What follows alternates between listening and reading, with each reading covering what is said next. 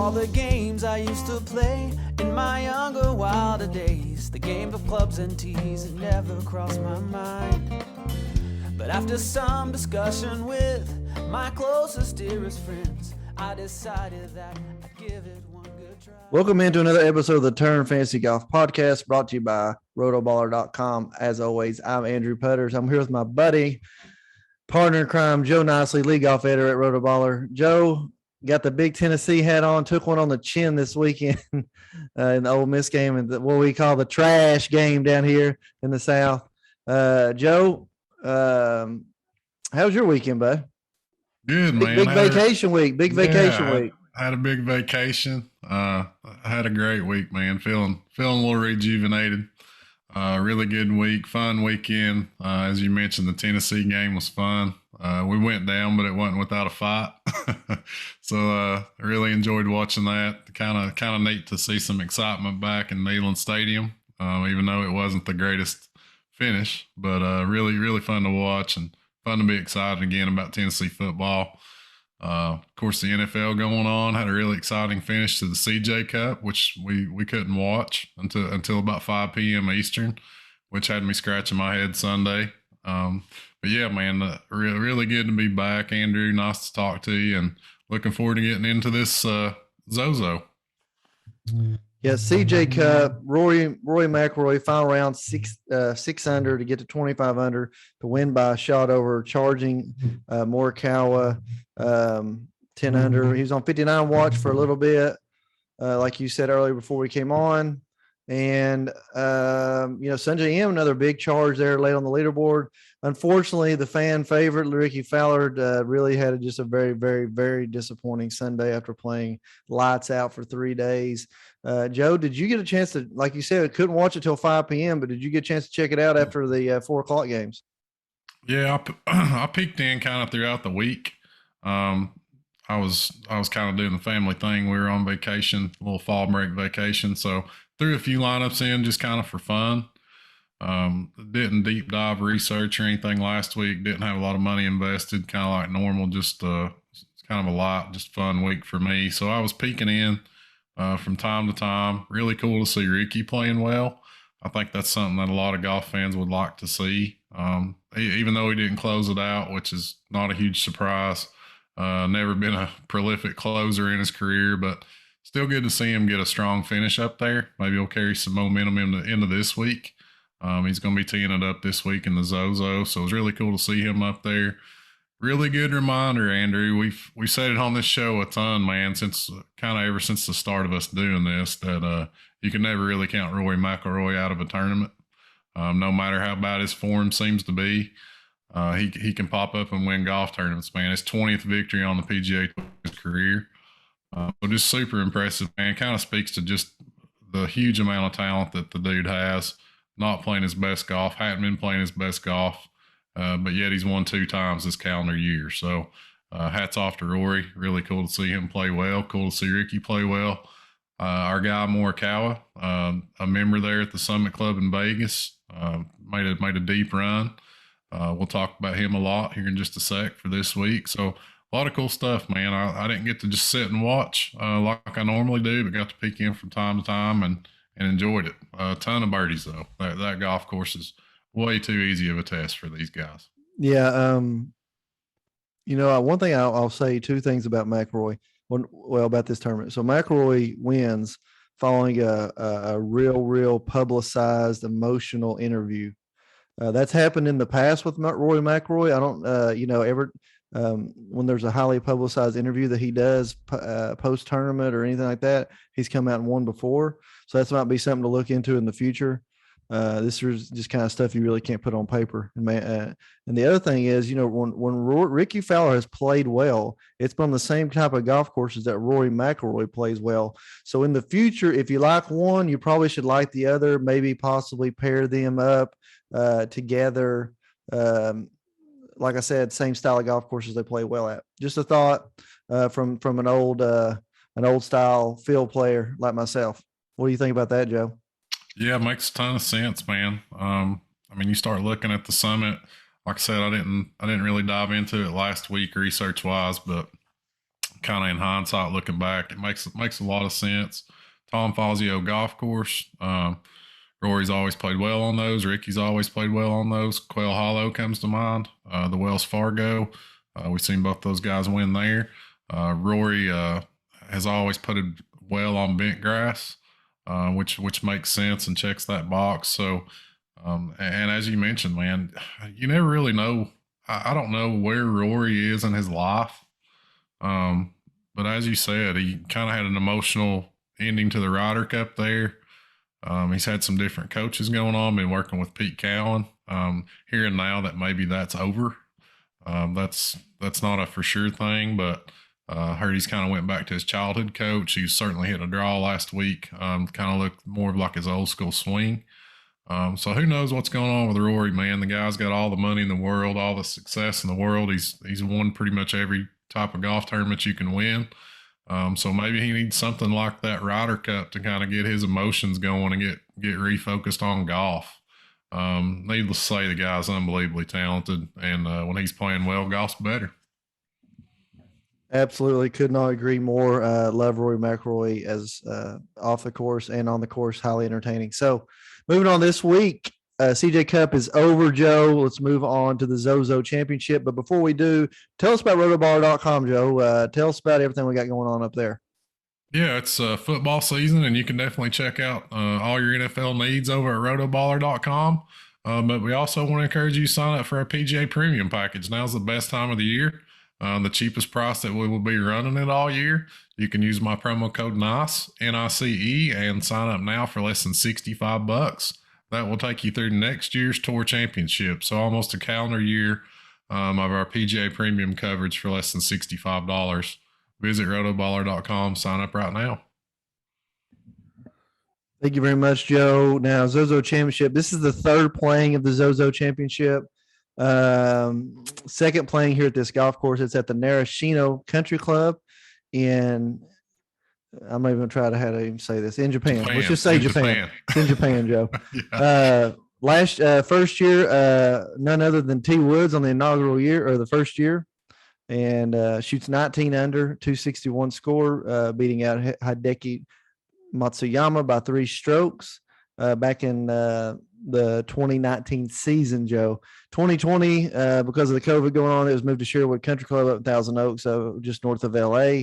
And we're headed back to Japan for 2022 or 2021 season, which is really, or the 2021 year, which is really the 2022 season, if we can make that any more complicated than it already is. Narashino Country Club, par 70, 7,040 yards roughly. The championship, like I said, was started in 19. I can actually look and see golf course. It's like,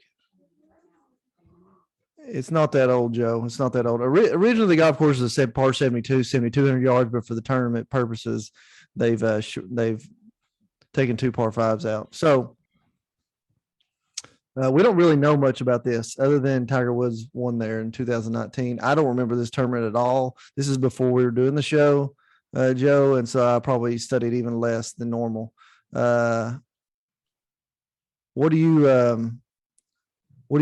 know? Do you have any memories of the golf tournament or things that you've read about this tournament or heard about already? Yeah, like I said, the golf course is actually decently old. It's got tournaments based back into the 60s, Japanese PGA Championship, Japanese Open way back, and historic players have won here. So really, really well respected club and golf course in Japan. From what I remember from 2019, Andrew, remember a little bit. Obviously, remember Tiger winning. That's the last time we've seen him win. And there was a ton of rain. It seems like that week, like almost like flood-like conditions over there, if I remember correctly. So the golf course was really, really soft. Tiger won at 19 under. Hideki Matsuyama, obviously from Japan, familiar with the golf course. He finished solo second at 16. And then from there, man, it dropped all the way to 13. Had a bunch of guys like 13, 12 under around in there. So not really a true birdie fest type of course. Tiger just played extremely well that week. And as you mentioned, really small sample size. We've only got those 4 rounds to go on. But this golf course is just a little bit over 7,000 yards, really short.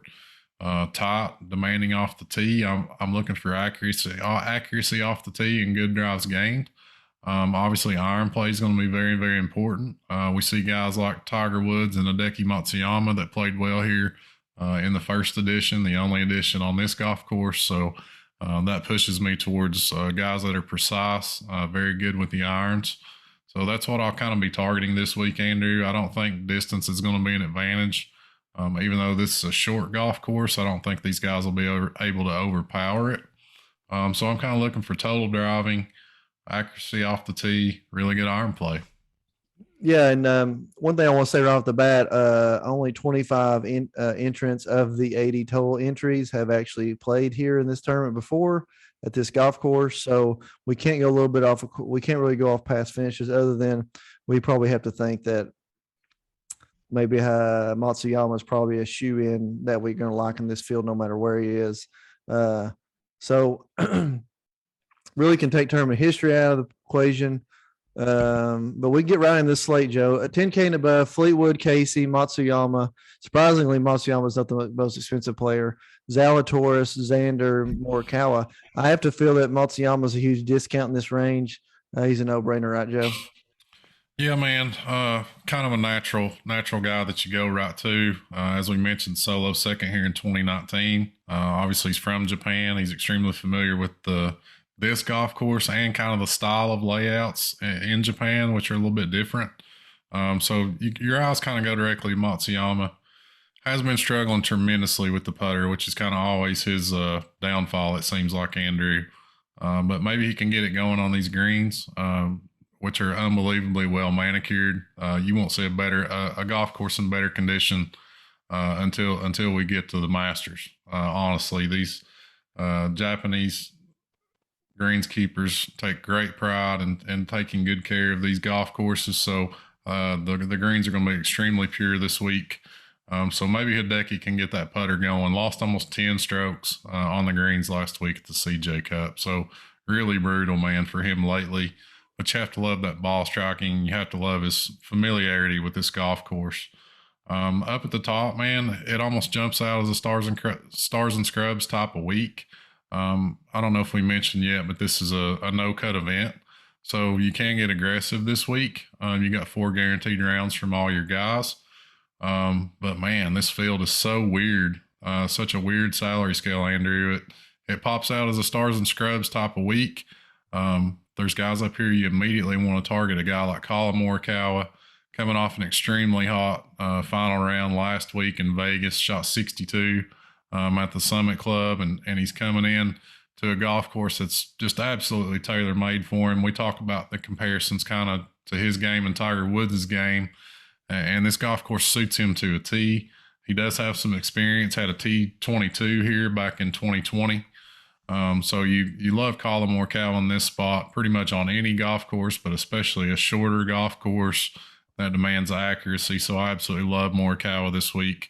Same can be said for Xander. Had a really good final round as well at the CJ Cup. Had a T10 here in his previous trip to the ZOZO in Japan. So we know his game travels to any type of golf course. We talked a lot about Matsuyama, Willie Z. We're still kind of waiting on that breakthrough win. And after those top 4, man, I think there's a pretty noticeable drop off. You could throw Paul Casey in there, maybe a Tommy Fleetwood who's looked a little bit better in some European starts. But after that kind of 10K mark, man, we're going downhill fast.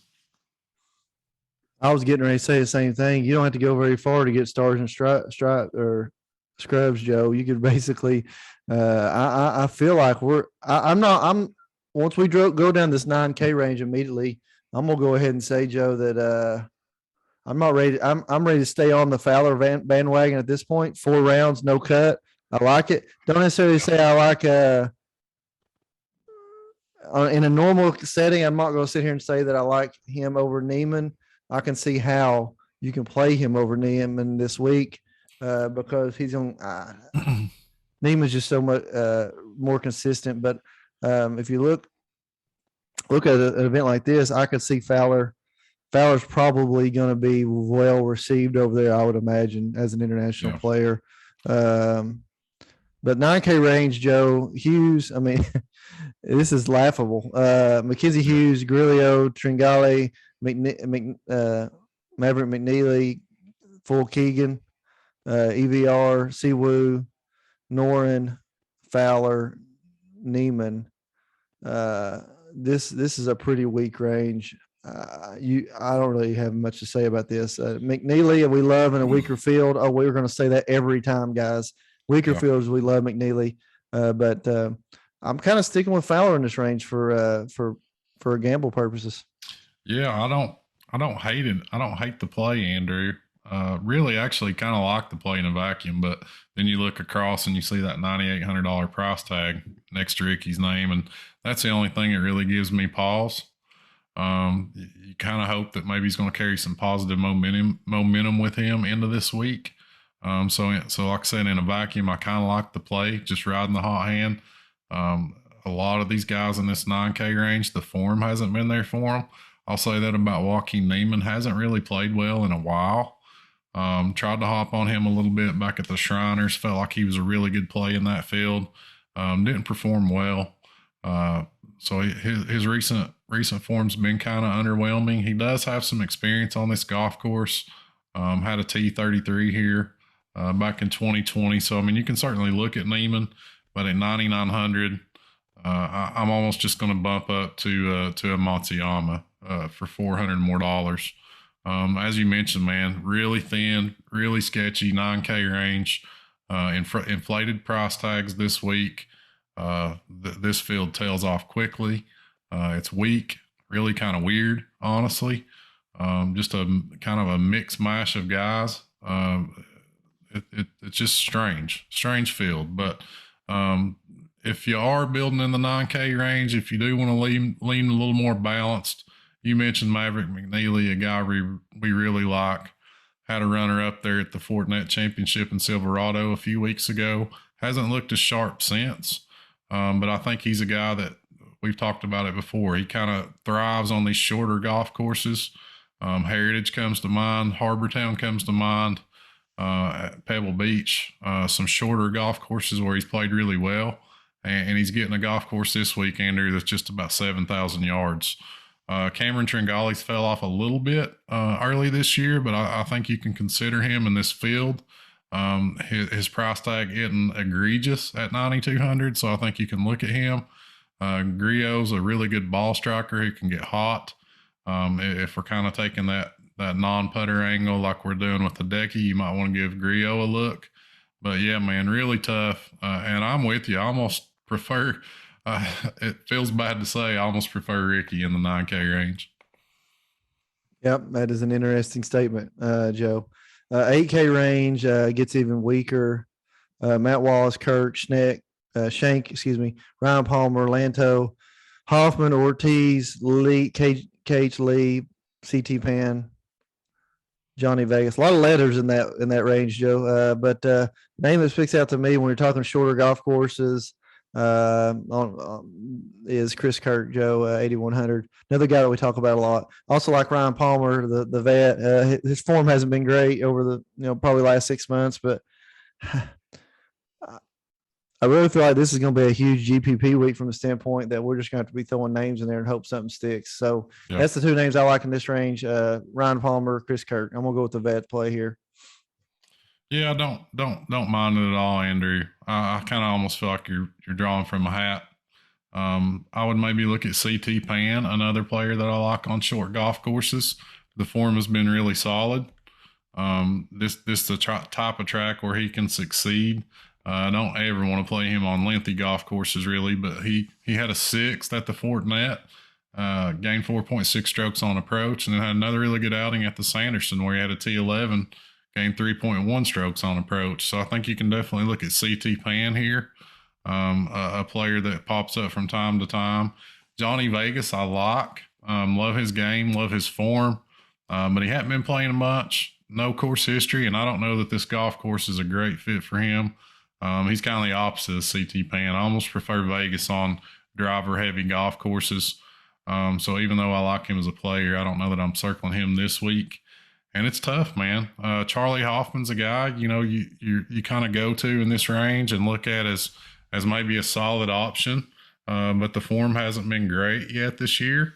You mentioned Ryan Palmer. The course history's good, T10 in his only start here, but the recent form's been bad. So I'd almost drop down to an Adam Schenk at 8,200, a guy. It's kind of sicko to see his price tag at 8.2K, but had a T22 on this golf course back in 2020, coming off a third place finish a few weeks ago. So I think you can look at Adam Schenk, a guy that we seen pop up and play some really solid golf down the stretch last season, earlier this year, and then popped up once again here, like I said, a few weeks ago with the solo third in a golf tournament that he had a chance to win. So I think you can look at Schenk at 82, despite the kind of gross price tag. Yeah, Schenk is an interesting player. We're waiting for him to really break through, I think. We're going to see him around for quite a while. 7K range, Joe, more of the same. Maybe probably the strongest price range since the upper shelf, but not necessarily a lot to love. I mean, Doug Gim is usually somebody we're going to talk about when iron play comes in to be a big factor. We love Brendan Todd on short golf courses when the putter's hot, but we don't know where that putter is right now. What about Higo? Are we off Higo? Or we back? Are we on the teeter totter? I mean, I know he got hot last summer, but where are we at with him? Yeah, man, got hot last summer. Won a couple times in Europe. Obviously, won over here at the Palmetto. So, I mean, he's a guy that certainly brings some upside to the table. I think he's a guy you can look at, but he's been a little off form as of late. You mentioned Brendan Todd. This is the type of golf course where I'll actually play him. I don't love rostering him because you do rely on the putter so heavily with him, but on this shorter 7,000-ish yard golf course, I think you can look at him. Robert Streb is a guy that's coming in with really good form, playing well. I think we can look at Streb. He's coming off the top 10 last week at the CJ Cup, had a T27 at the Shriners, had a couple of good rounds there. And a guy will stick out, man. He's toss out. He's really inconsistent. He's never going to be a consistent, like, top 25 every week guy. But when he's got things going, I don't mind trying to grab him in GPPs, and that's Harry Higgs. He's coming in with good form, playing well. We saw him with a top 10 last week at the CJ Cup, played good at the Shriners, actually gained 4.1 strokes on approach last week in Vegas, which normally isn't his strong suit. But he's got a great short game, can get hot with the putter. And if he's got those irons going, man, I don't mind taking a stab at Harry Higgs. And really I feel is a reasonable price tag at 7,500. So don't mind looking at Higgs. If we want to go off script a little bit, Andrew, Takumi Kanaya down there at 7,200. This is a guy that was the #1 amateur in the world in 2019, won on the Japan Tour as an amateur in 2019, and has won 2 more times on the Japan Tour since turning pro. Won the big Phoenix Dunlop tournament over there, which is kind of their biggest event. So if you're wanting to start throwing darts a little bit, looking at a guy with some Japanese connections and actually a ton of talent, I think you can look at Takumi Kanaya there at 7,200, excuse me. So that's kind of one if we want to go off script a little bit to look at. Leave it to Joe Nicely to pull out the value play from somebody that nobody knows who they're talking about. So I love it, Joe. I love that guy, man. I'm playing him this week. Moving down to the 6K range, Joe, there's a couple guys here that I would be all in on. Sam Ryder, 6,700, Joe. And this is the steal of the draft. I'm going to throw it out there. 6,500, Matthew Naismith, the steal of the draft. I feel down here. You got a lot of guys down here from the Japanese PGA Tour. Unknown. We might see a couple of them jump up there, but we just don't know them. So without any other information than that, I think you got to go with some of the Americans down here or the regular PGA Tour players that we know can sneak up in there if they get hot. Doc Redman comes to mind. However, form has been horrible for 8 months now going. I wouldn't be scared on a Peter Malnati on a short golf course either, Joe. 6K, who you looking at? Yeah, man, as you mentioned, you almost feel like you got to dip down here with what's up at the top. I mean, you want exposure to at least one of those guys. I mean, I almost want to try to jam in two. If this field were just a little bit stronger down at the bottom, but on the flip side, we got 4 guaranteed rounds. It's a no-cut event, so if you want to try to get like a Matsuyama and a Xander, a Xander and a Colin Morikawa, you want to try to get a couple of those guys in, you're going to have to go shopping down here. Unfortunately, there's just not a lot here. The first one that jumps out for me in the 6K range, Andrew, is Troy Merritt at 6.9K. He's a guy we saw play some pretty good golf down the stretch of the season earlier this summer. Ran off 3 top 10s there over the summer. Then had a really good chance to win up in Detroit. I don't know if you remember, he lost in a playoff to Cam Davis up there, who held out a bunker shot. But Merritt played some really good golf last summer and has some experience on this course. Had a T30 in the 2020 ZOZO. So, he's a guy we can look at. Had a pretty good start a couple of weeks ago. So I think you can look at Troy Merritt there, especially on this short golf course. So he's my first one. You mentioned Malnati. He's a guy I'll give a look to. Roger Sloan's a guy we've seen played well in spurts. Just an extremely inconsistent guy. Matthew Neesmith is a name we know. Wyndham Clark, I don't think this golf course fits him very well. He's more of a bomb and gouge type of golfer, and this really doesn't set up well for that. And kind of as a result, you could almost look at a guy like a Satoshi Kodaira, a guy that we've seen win at Harbor Town and play really well on short golf courses, obviously familiar with the type of golf in Japan, being from there. So I think you can look at Kodaira. Sung Kang, we've seen play really well in spurts. We've seen some hot rounds from him, and he had a T17 here back in 2020. So I think you can look at Sung Kang. Wesley Bryan's a guy we love, but he just hadn't been getting the reps in. So he's a big-time dart throw, but a guy that I will throw in there from time to time. And I'll throw one more at you, Andrew. One more kind of wild name here. Keita Nakajima. He's currently the number 1 ranked amateur in the world. Won the McCormick medal a couple of months ago for being the top ranked amateur. This kid's got a ton of game. He's kind of on that Hideki Matsuyama path. So if you really want to throw a dart throw down there at 6,100, you can look at Keita Nakajima. Joe, with a plethora of darts in his pocket, which one are you going to stick in for this show, Joe? Who's your dart play of the week? Man, I feel like we're throwing darts all across the board this week, Andrew. I really do. I'm going to go Harry Higgs. I don't know that that's deep diving. I will have some exposure to some of these guys on down the board. You almost have to this week, man. But I like Harry Higgs. He's one of the few guys that you could maybe argue is a little bit underpriced this week for how he's been playing. Golf course suits him well. So I'll take a stab with big, beautiful Harry Higgs. Big and beautiful Harry Higgs. I'm sticking with my man Matt Naismith, 6,500 on my dart play of the week. Hard play of the week, I'm going all the way to the tippy top, Joe. Xander Schauffele for this is for our boy up in Bagels on the no cut event. We're going with Xander this year. He never lets a year go by without winning a no cut event. So Xander Schauffele is my pick. Finished 10th here back in 2 years ago. So Xander Schauffele is my heart play. Dart play, Matthew Naismith. Who's on your heart this week, Joe? I'll see your Xander, and I'll raise you Colin Morikawa.